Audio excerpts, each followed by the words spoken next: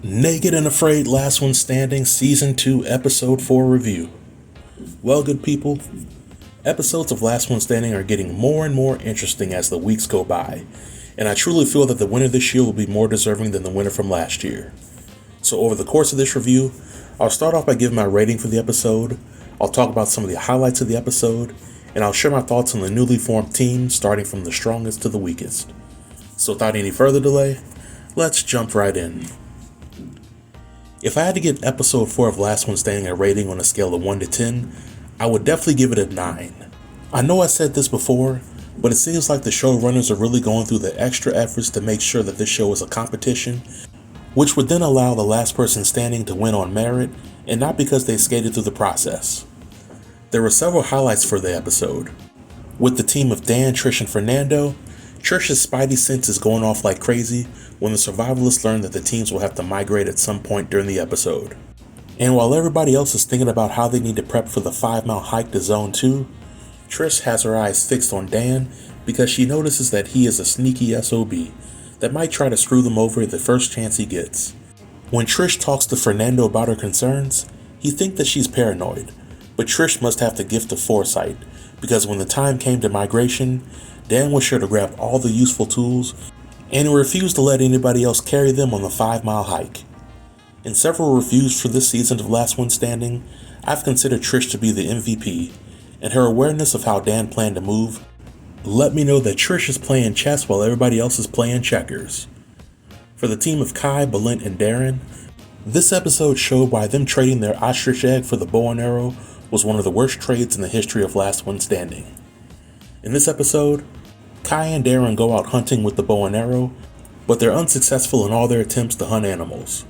If they didn't make that trade for the bow and arrow, they would have consumed the calories from that ostrich egg while saving any calories that they would have spent while hunting for hours and not catching anything. For the team of Jeff and Patrick, Baboon Gate was probably the funniest, if not the most disgusting scenes from this episode. In this episode, we see over 50 baboons climb in the tree above Jeff and Patrick's boma, and these baboons must have been planning some coordinated attack on Jeff and Patrick because they all pee and poop on Jeff and Patrick in unison as some sort of way to mark their territory.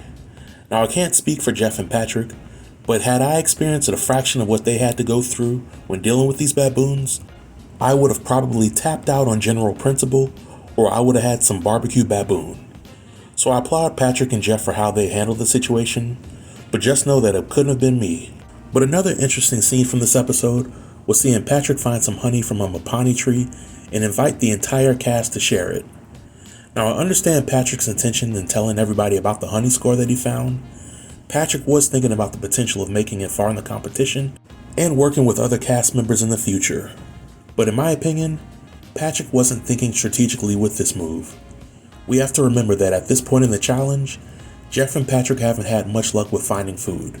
But the other teams have, and they didn't bother sharing any with Jeff and Patrick. Dan, Trish, and Fernando have been eating like kings and queens with their 3 ostrich eggs and an unlimited supply of fish. Dany and Gary also found their own source of honey, and they happily agreed to eat some of Patrick's honey while keeping their own honey to themselves. So if you don't know by now, then you should know that this show is indeed a competition, and this season is different from the last season, in that these survivalists are more conniving than the ones from last year. And I don't think that Patrick will make it to the final stretch of the competition unless he alters his approach. But the last team that I want to briefly talk about is the team of Gary and Dany. I think it's safe to say that at this stage of the challenge, Dany is simply coasting along while Gary carries her weight. We see this as Gary essentially risks his life by climbing a tree in order to get some food for Dany. I said it before that Dany is a liability, and I truly believe that she will cost Gary the opportunity of getting the grand prize at the end of the challenge if he continues to stick his neck out for her and the effort is not reciprocated. But in this episode, we have an elimination challenge which tasks survivalists with making a 4-pronged spear, hardening the spear with fire, and then stabbing a catfish with it. The big twist with this elimination challenge is that the cast members have to forfeit all of their advanced survival items that they acquired over the course of the challenge. And the order in which the survivalists finish this elimination challenge determines which order they get to pick from the forfeited advanced survival items. In my opinion, this twist was much needed because it ensures that the cast members have to continue to work for their advantages, and it rewards cast members based on merit instead of who can form the best clique.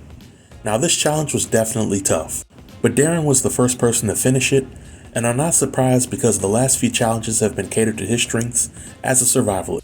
Now, what was completely shocking for this episode was seeing Balint get medically tapped before he was able to finish the challenge. Balint suffered from heat exhaustion and dehydration, and as a result, the doctors had to get him up out of there. At the end of the day, Balint has nothing to be ashamed of.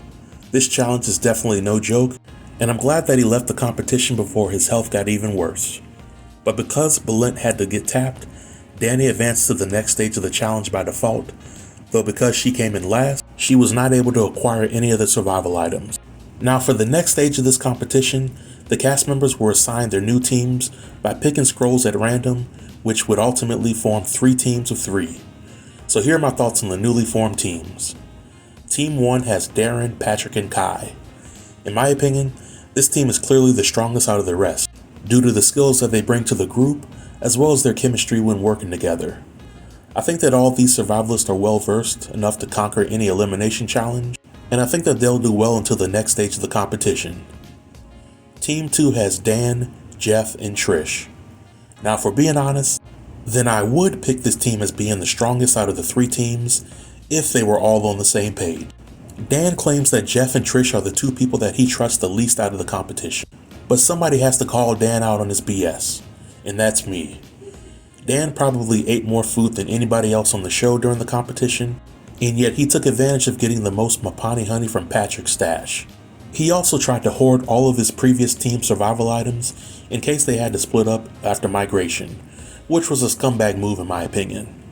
And if we're being honest, then I gotta say that Jeff and Trish are playing the game with more integrity than Dan at this point. But I think that these 3 survivalists will eventually come together and do what they have to do in order to make it to the next stage. Though depending on the next elimination challenge, I think that Trish or Jeff could be at risk of going home. And Team 3 has Gary, Fernando, and Dany. Once again, I think that Dany is a liability at this point, and her presence on the team will only drag Gary and Fernando down. I think that Dany faces the highest chance of going home during the next elimination challenge, and I think that somebody from this group might face elimination if Gary and Fernando are left to complete a challenge that is better handled by 3 people instead of 2. But overall, I like the direction that the show is going in, and all the issues that I had from the last season of the show are no longer present for this season. So this marks the end of my review. Feel free to leave all comments below in the comment section, and I'll be sure to reply to everybody. Until next time, stay tuned and stay safe. Peace.